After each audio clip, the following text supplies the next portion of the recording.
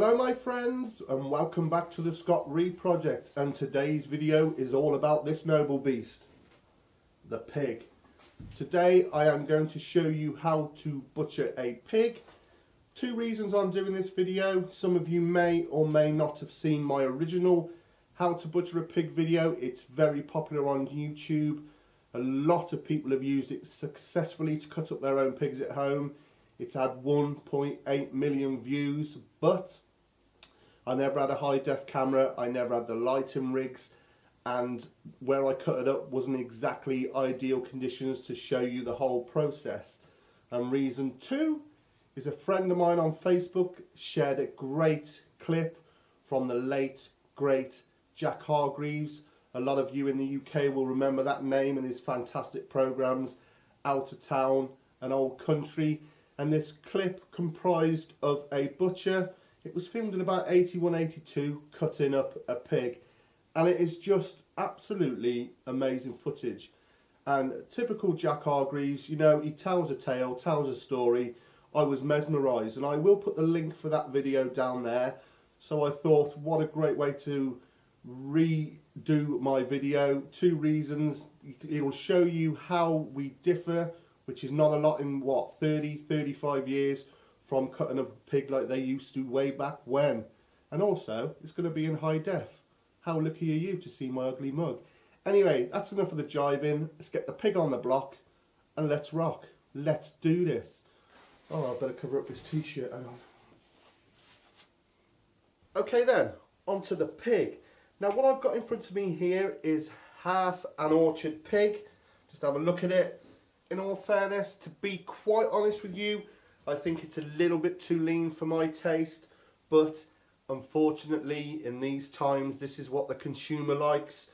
You get some of those old fantastic old-fashioned breeds, those rare breeds. They're a little bit fattier, but fat equals flavour, but you cannot sway the buying public. Saying that though, what we have got in the scheme of things, this fantastic orchard pig is a stunner. An orchard pig is a pig that was fed on the remnants of a cider mill. So what's not to like?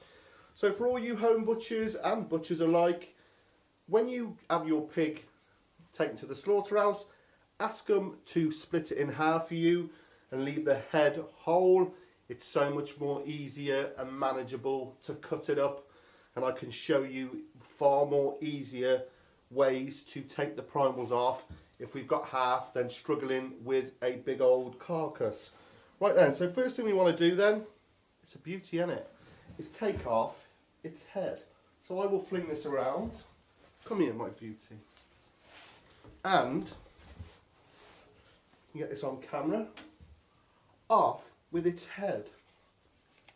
So just through that neck bone. And there we have it. Beautiful. The head, as you may know, I've done some fantastic dishes with the head.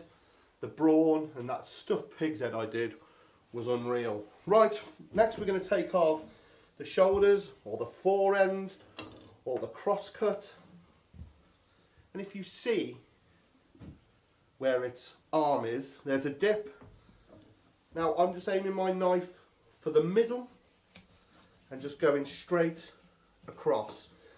Now, you really need a butcher's saw. If you haven't got one, get a hacksaw with a clean blade, because we're not going to be sawing loads of cuts, but it's a case of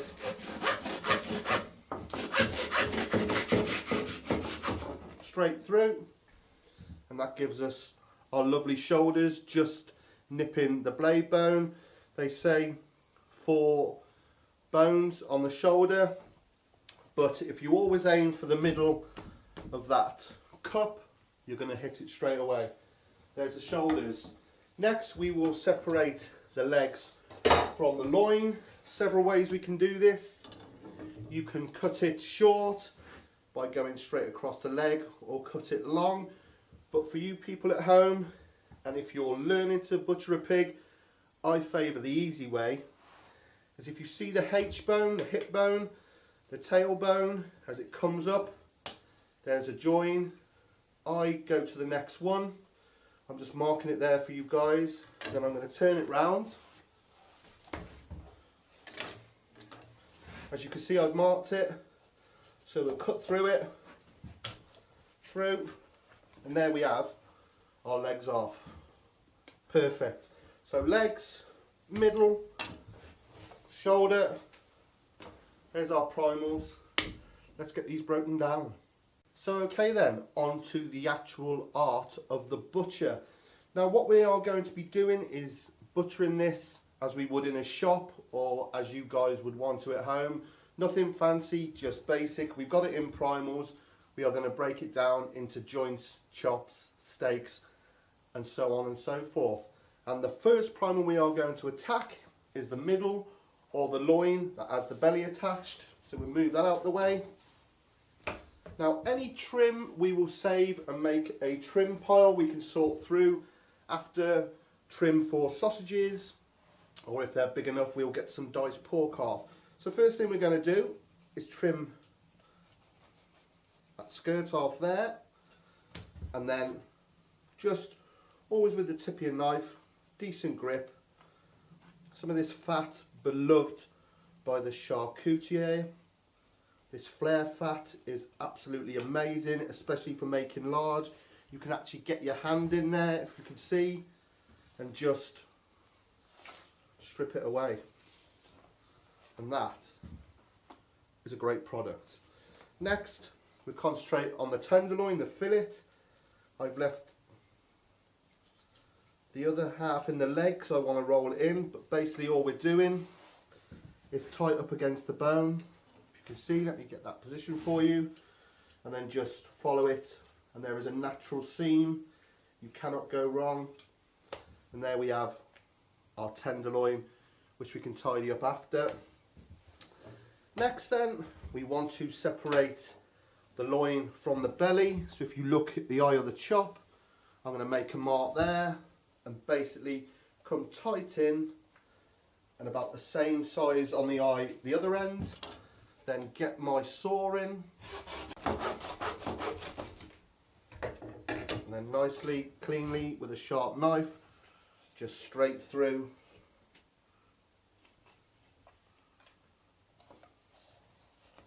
And separate the loin and the belly. We should come back to the loin and get our chops off that. With our belly, what I like to do, a fantastic roasted joint, one of my favourites, or in slices. I absolutely love this stuff. Just take that bone out.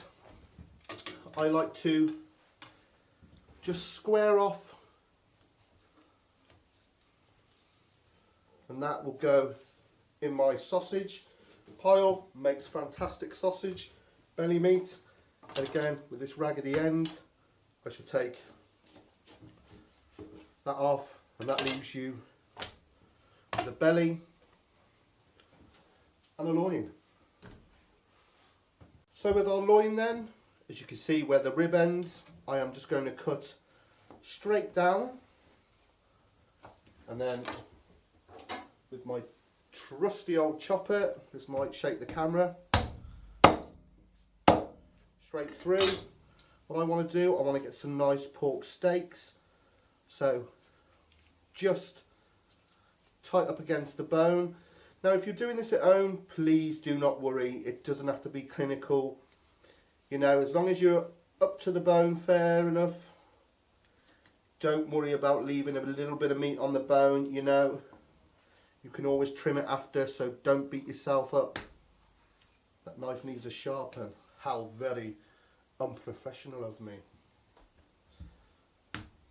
Then I'm just going to skin just my chops, my steaks, sorry, by just getting my knife under that, between the skin and the fat. Same principle as filleting or skinning a fish, just like that, and then we are left to just go through. We've got some lovely pork loin, boneless steaks. Just have a look at that. as always, being a butcher, squaring it off, facing it up. There we have our pork steaks. Next, we will cut our chops. I love doing this. So, in between each bone, all the way through, and you will get nice, even-sized chops. And then that little one on the end. And then you might get a bit of camera shake here, guys, so just start chopping through them.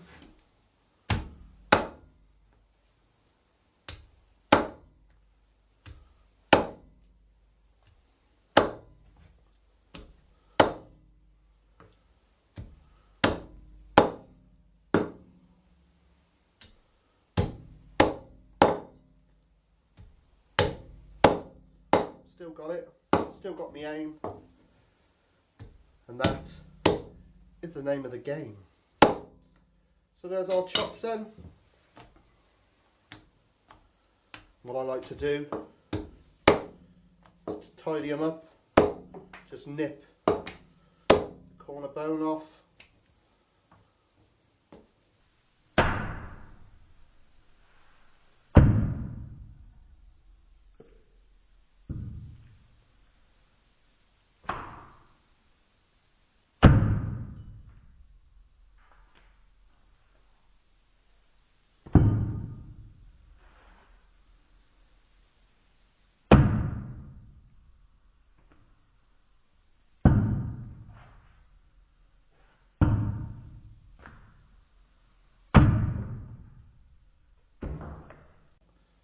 Incoming!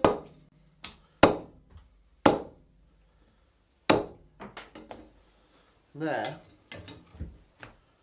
we have our lovely pork. Give that a wipe. Loin chops.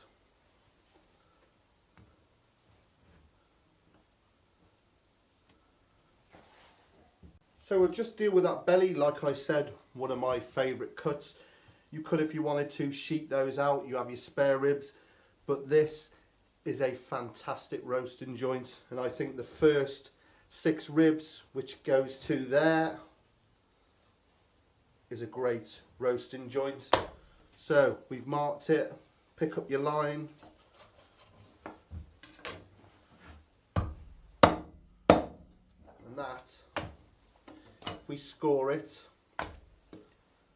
to make it crackle, is absolutely stunning roasted on the bone, and it does take some beating, really does. There's that. Then what we got left is we will put into slices. Now I love this slow roasted in the oven, and I eat it, believe it or not, with just bread and butter and brown sauce. I know how to live, baby. So what we're doing then, pick the thickness you guys would like and just straight through. As you can see, I mean, this is perfect pork, but like I said, I'd have liked a little bit more fat, but that's the way it goes, baby. And there we are left with our 2 ends. If you wanted to put them in your sausage, there is your belly pork slices and that great belly pork joint. Let's have a look at that. Next then, the leg. What I want to do is just take that trotter off. As you can see there, just your knife in, saw through. Great if you're making prawns or head cheeses or any stew, to put it in and enrich it. Also natural gelatin, brilliant. Right, so I'm just going to straight bone this leg, so I'm trimming up any bits I don't need. That can go in my pile. I'm going to take that off the hip bone, the H bone. Get into my pile and then trim those vessels, that blood meat. Again, don't panic if you're trying this at home, don't be too fussy, just have a go. But like I said, a lot of people have watched that original video and the response has been amazing. People, they're having a go. I couldn't ask for more, and that's all you've got to do is have a go and don't worry yourself about it. So, just the tip of that knife again. Start the hip bone. Just trace it round. There you can see the end of that tenderloin. I know people out there going, why have you left that on? It's just the way I do it, baby. And you find the ball joint. I'll get this on camera for you in a minute. As you can see in there, the ball joint, quite an odd shaped bone. Again, just take your time. If you're always touching bone with just the tip of your knife, you're not going to go very far wrong. So you'll come to the tailbone and just nip it off. You can trim that up later. Give it another trim. Okay, I like to put my hock in the leg. You don't have to if you don't want to. You can actually take this off for sausage meat, but find that natural join, and you can see, if I can show you the bone. God, it's hard to get these angles sometimes, guys and gals, but I can do it. And that is your hock or shank bone out. Split it down. Next, we want to take out the femur. There is a knuckle bone here. If I can show you on there, all I'm doing is either side. You can get your thumb underneath. You can see that's coming away. Just gently, again, with the tip of your knife, just ease it out. Tunnel boning then. Tunnel boning means exactly that. We make a tunnel along the bone, again, just with the tip of your knife, taking your time. Start the one end, start the other end, and if you can see the grip I've got on my knife, it's almost a stabby styly, but we're only using the tip. I know it looks like I'm going all the way in, but I assure you I'm not. And as you can see, the bone starting to appear. You can actually push it with your one hand, and then it comes out like that. So that leg now is completely boneless. Like I said, I normally roll my shank in, but I will show you, you can take it off now if you want. Put it in sausage. I trim that skin up. Again, bits of skin. Make yourself some pork scratchings or crackling. And that, there's just a bit we need to get out in here.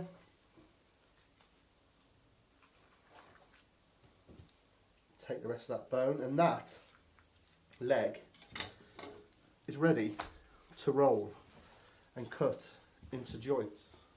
So first we need to score it again. So you can see I've scored that all over. Now when I was training, when we were rolling legs and shoulders, they used to get you to put skewers in and skewer it all up, and if the pork hadn't set properly, it would be all over the shop. But you don't need to do it. Just Take your time, put a couple of strings in. What I like to do is work from the shank end, put one in, leave a space, because we will be going in between these, and just gently work your way along. I think I've said it many times before, but if you want to learn how to do this fantastic knot, check in the comments. I will leave you a link. A great knot to master. And then we will put one in between each one of those. So, nicely tied up, as you can see. As always, face it off, square it up, because it's what we do. That's a decent sized piece of pork. You know, you've got to judge how big a piece you want, but we'll come back and cut that later. But I reckon in 3 or 4, fantastic. Next then, onto that shoulder, another one of my favourite joints. And obviously you guys over in the US will know the Boston butt or the pork butt, an absolutely great roasting or barbecuing joint. So what I like to do then is nip just in half those ribs. Easier for butchering, you know, instead of holding it all up. So get your knife, hands away, gently sheet boning.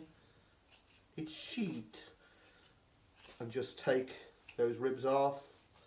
As you can see, there's some glands in there. Bit of a messy stick here, and just trim away the blood meat. Then what I need to do, you can take the spare rib off, or the copper, or the Boston butt, and make spare rib chops, but I want to get as many joints out of this as possible, so I'm going to roll this shoulder. So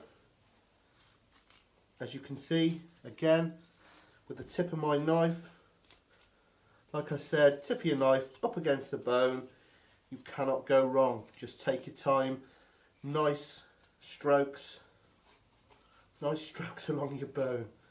Oh my god, man, I've watched too many Carry On films. Just gently ease that down, and that's that out. Now we can trim that bone up in a bit. Actually, we'll do it now. As you go along, Scotch, you know the rule, my friend. I just want to take off that front hock, bit of an odd shaped bone. So go in. If you don't feel comfortable taking this hock off, by all means just saw it. And there we have our hock. Just want to skin it quickly, again saving the skin for scratchings or just for crackling, and this will go into my sausage pile. Either side, great bones to learn on. You can't do any damage, it's only going in your trim pile. So, just great way to get a feel of a knife on the bone. So, I want to separate the shoulder from the hand. Now, you're not going to hit this every time. As you can see, I've hit the ball joint. Don't panic if you don't. If you find it easier, just cut through and you hit the bone, saw it. It's not a problem. It's not going to make any difference whatsoever. So there's our hand of pork, another great joint for pulled pork. But what I want to do, I want to break that down a little bit. I want to get some diced pork, and there's a few steaks I can get off the muscles there. But onto this fantastic, what we call over here a spare rib joint or shoulder.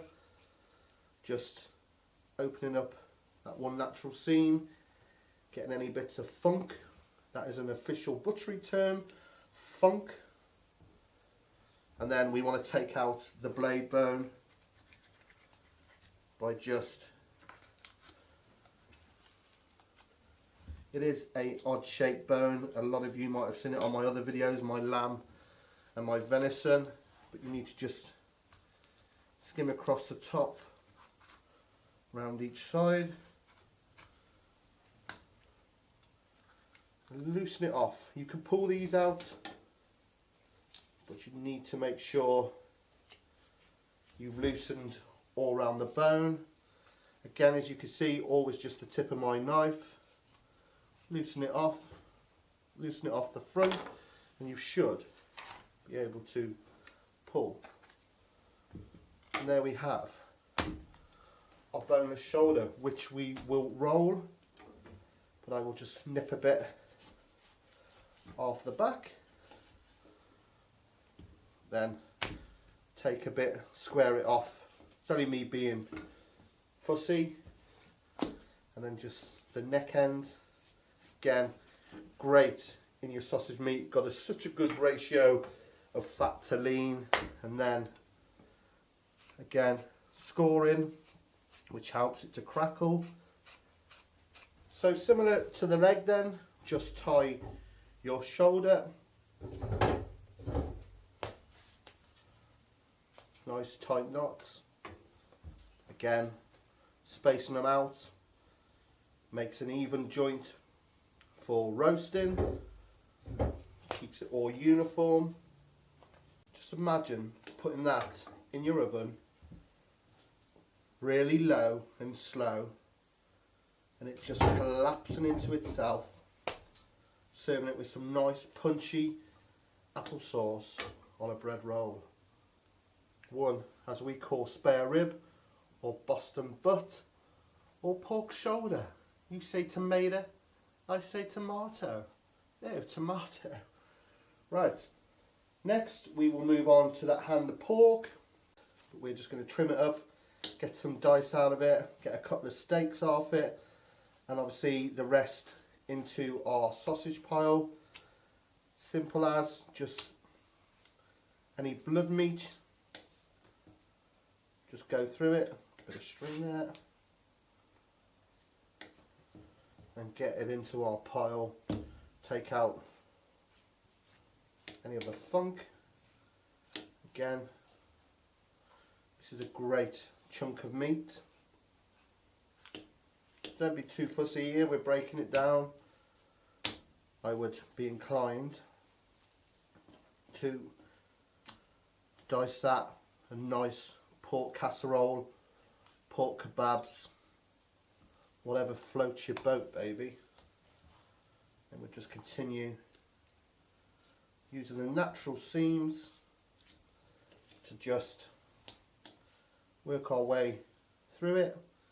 Like I said before, anything you think will make a good dice, obviously dice what you don't into sausage ears. You just start breaking it down, and before you know it, you're there. Just taking the fat and the meat off these bits of skin. This bit here, got a bit of a glands in it, not very high nutritional value, so we just cut it out, and that into your sausages. Obviously sausage making, you do want a great ratio of fat to lean, about 30% fat to your lean, and this fat that comes off the shoulder, especially off the back fat on the loin, you can't get better than that. So I've just took that whole muscle off, again just skinning it, and that, once we've tidied that up and removed the silver skin, we'll make 3, maybe 4 decent lean shoulder steaks. square it off. 3 nice steaks and a couple for your diced pork, and the rest in sausages. Then you're just left basically with this bone. Just work your way around it. This beautiful noble beast done. But do have a go. If you've ever thought about having a go at your own pig, do have a go. Use this video, you know, pause it, cut a bit. Believe me, the success people have had with my old one has been absolutely astounding. The pictures I've received, the comments, you know, you can do this. Don't worry, don't panic. Just take your time, but have a go. And you'll be surprised at what you can achieve. You know, that's what these videos are about. Demystifying the butchery process. Yes, it's a skilled job. Yes, it takes ages to learn. But you'll be surprised how quick you could grasp cutting up a pig. Trust me. Okay, my friends, here is the finished article. As you can see, all this from half a pig. Absolutely amazing. What we got then? I can't wait to do something with the pig's head. You know what? I loves me a pig's head. I've got a nice container of trim. Make a decent chop and a sausage. These beautiful loin chops. A lovely pile of diced pork for, I like a side of pork casserole, or a vindaloo, or kebabs. Now, I boned out that little 6 rib of belly. My friend wanted some ribs, so I got him a little rack. I've got our skin crackling for scratchings or crackling, that lovely flare fat, our tenderloin or our fillet, our lovely pork steaks, our belly slices. There's that, remember that 6 bone belly, I've rolled it, cracking joints, and our shoulder ready to cut into whatever size joints you want, and the beautiful leg. And there you have it, how to butcher a pig. Well, my friends, I hope you enjoyed that episode of the Scott Reed Project, another porky classic. And if you've liked what you've seen here today, please click subscribe.